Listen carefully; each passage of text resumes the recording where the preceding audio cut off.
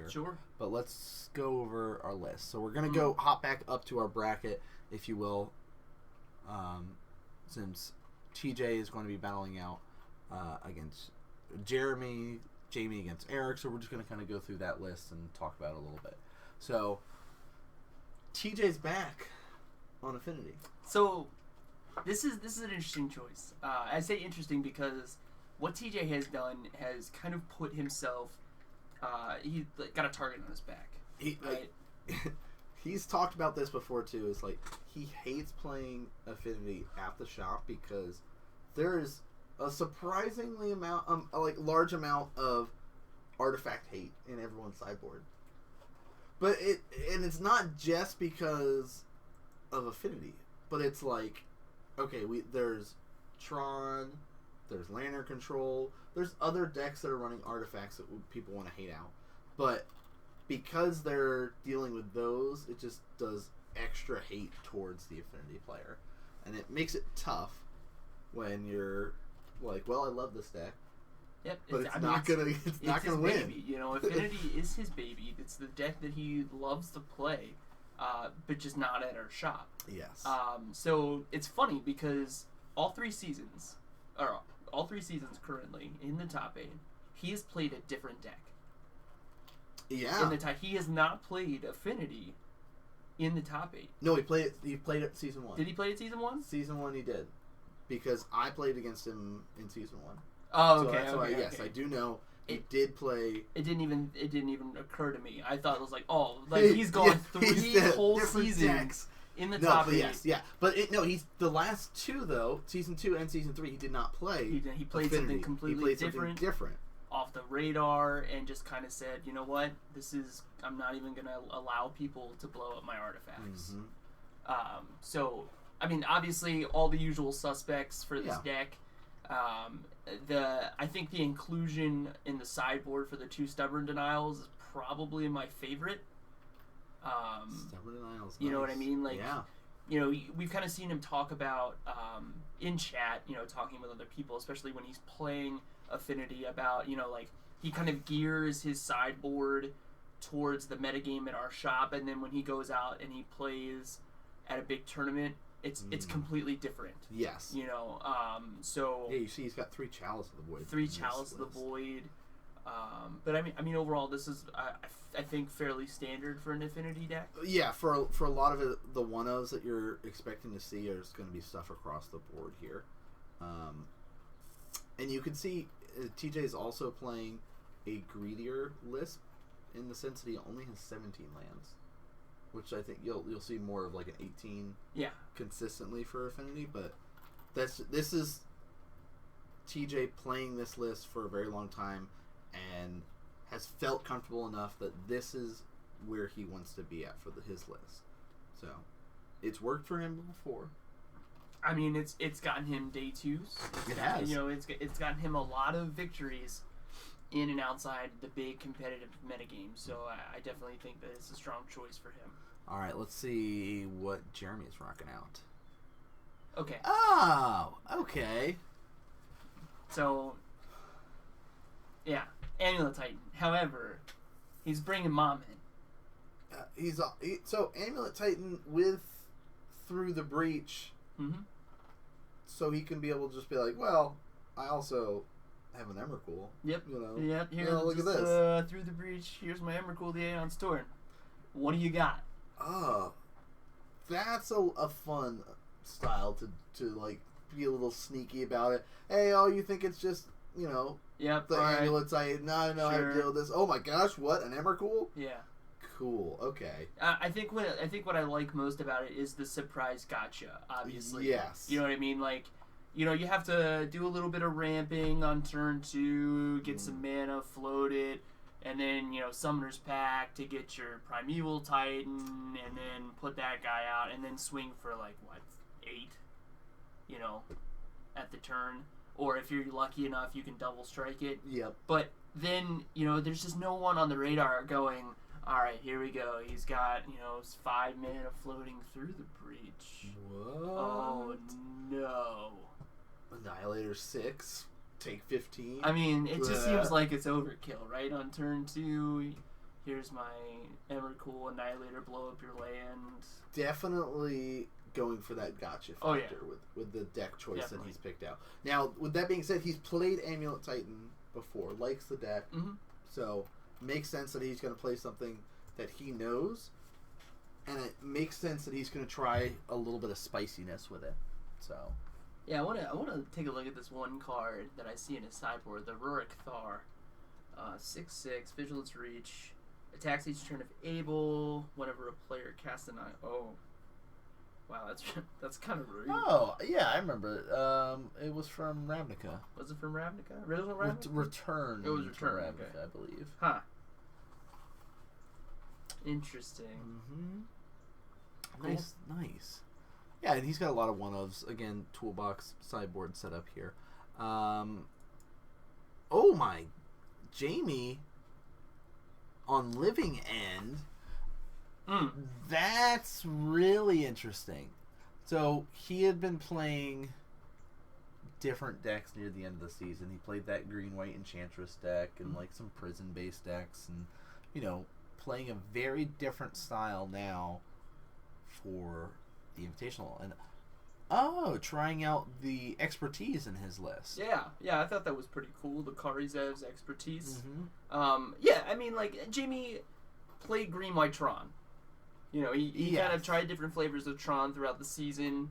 He enjoyed Tron. Obviously, it's a strong deck, does exactly what it needs, and then kind of just coming out of left field with Living End. Yeah.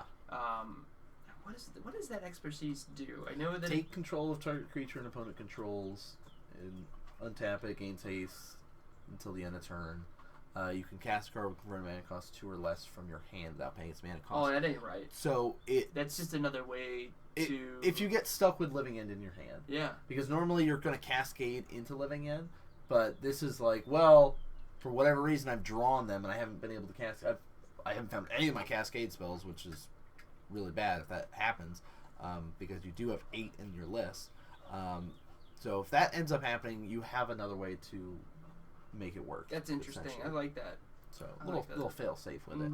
Again, the Living End deck designed to just kind of dump creatures from your hand into your graveyard and be able to bring them all back with Living End there. So that's a cool choice of him. I like that idea. We'll be seeing on camera round 1, so we don't want to get too in depth about it.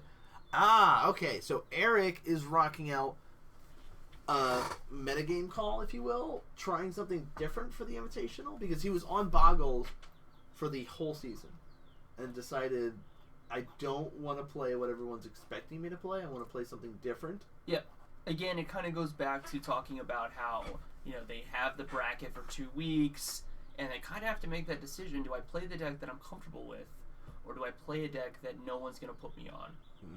And I think, truthfully, I think he plays Death and Taxes and Legacy. Okay. So he already had a lot of the cards for the deck. Obviously, it's just picking up the Eldrazi that's needed. Obviously, I'm a fan of this type of deck. Maybe less Eldrazi, more cats. Need more cats. It needs a Brimaz in the list, but he does have that cat cleric right there at the top, the Leonin Arbiter, that I'm a huge fan of. Big fan. Yeah, and it looks like worried about aggro decks because he's running 2 Wall of Resurgence in his list. So that is another thing to think. Yeah, I do like that inclusion as well. Obviously, he's got 3 of the best card in Magic. Path to Exile. Now, we'll talk more about his list because he is going to be on camera on 1. Ooh. Lyle's on Burn. Okay, I want to stop you right there for a second. Okay. Think about what you just said. Lyle's on Burn. Lyle Rolfs. I know. So like on Burn. TJ did this last season. Yes. Where it went to the Invitational and was like, you know what? I think this can be a good surprise for a lot of people. And we've seen Lyle have Burn cards because he's done like Naya Blitz decks and stuff like that. But we haven't seen him go just sleeve up burn. I mean, it's And red deck wins, right? Like Yeah. this is just not what I would expect the end boss to play. No, and it's the Naya burn. You know, it's got a couple Nakanos in there. It's got some Tarkus command. Mhm. So a little bit more classic Naya burn stuff. Because we're seeing a lot of the list move away from the Naya stuff lately, and be like, well, if you're gonna run that list, why not just go straight up to like Revolt Zoo or something, or like the Naya Blitz? Sure. Why not just go to like Boros Burn? Like, do you really need Nakados right now? Do you really need a Tarkus command?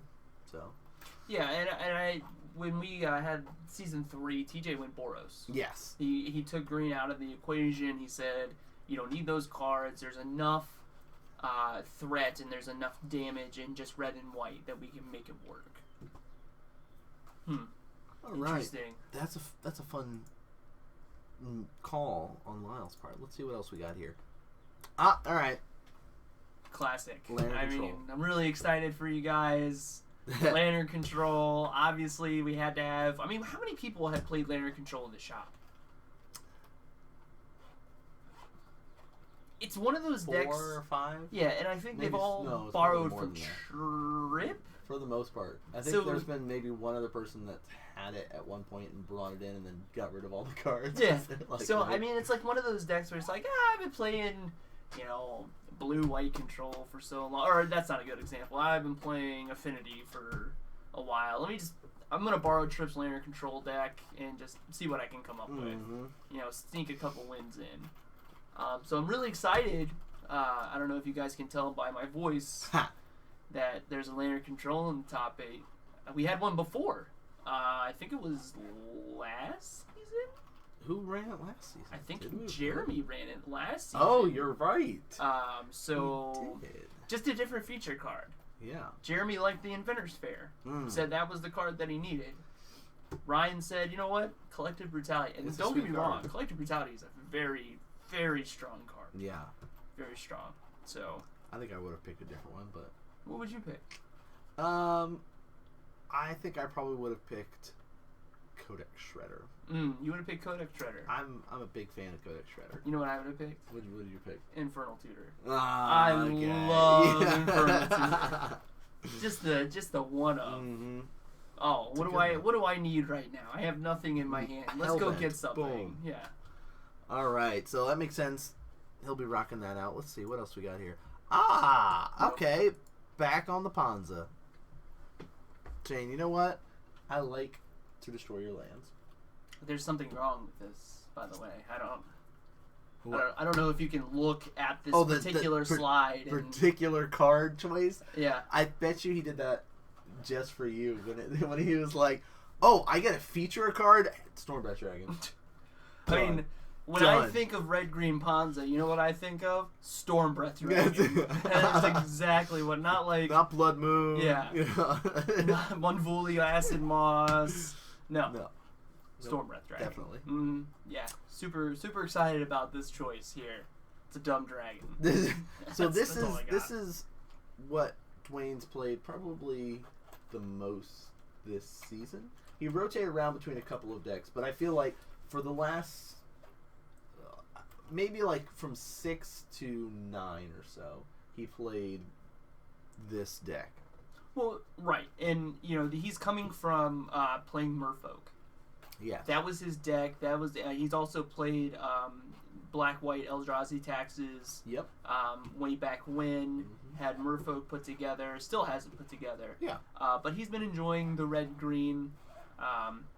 Obviously, blowing up your opponent's land seems like a good idea. It hurts them. They can't cast spells. Interestingly enough, so that seems like a good call. Seems so good. I can only say that this is a meta call because I mean, it's done work throughout the season, so why would it not do work in the Invitation? True, and his opponent is Chris Carrozza, who likes to play lands. Who likes to play lands that get lots of Let's take a mana. look. And nobody would have guessed Eldrazi Tron for our Season 3 champion here. He is on the same deck that he won Season 3 with. Yep. same deck that he had played throughout the season. He loves this deck. He does. Like, no, I don't need to change decks because I love this deck. I know how it works. I'm playing it. You know, people make jokes about him not reading certain cards because the card of choice that he had picked to represent in his deck is the one that he sometimes gets hosed with by forgetting to counter spells from time to time. You know, I talked to him yesterday because we had a moment where he called a judge, and he said, "Hey, I have a judge question." And the first thing that Eminem said was, "Did you read the card?" And then he proceeded to say, "Yeah, I read the card, but I just wanted to ask." And then he said, "You know what? I think he said he's only missed his challenge trigger once this season. Ooh, he's counted nice to make sure." I could see that too. It's like because of how much crap everybody gave him for missing the chalice triggers. Yep. Like now he's like, no, I'm not going to miss it ever again. Now, right? Now, chalice clearly, I know. Counter it. No, don't. Nice try. Get out of here. Get out of here. That's awesome. Not gonna happen. But we talked about it. Playset Walking Ballistas in here. Mm-hmm. Also is running 2 Basilisk Collar to kind of throw on top of his Endbringers and his Walking Ballistas. Yeah. So little fun aspect to go with that. So we know what decks they're on. We've got some of our interviews to do real quick. We'll do half of them real quick. See round 1. Sure. Do the next half. Yep. Go into it like that. So let's listen to what some of these players have to say. Sounds good.